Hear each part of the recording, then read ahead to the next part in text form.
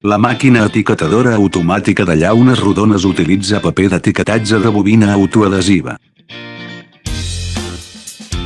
L'etiquetatge adopta el mètode de subjecció del cilindre, les ampolles es divideixen automàticament, la col·locació i l'etiquetatge de les ampolles es completen alhora.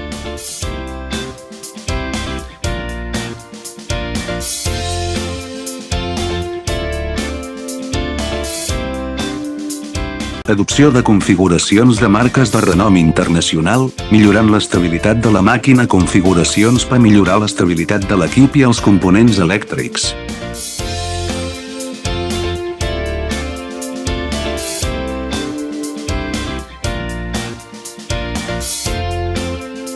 Després de l'etiquetatge, és bonic, ferm, no cau per si mateix i té una alta eficiència de producció.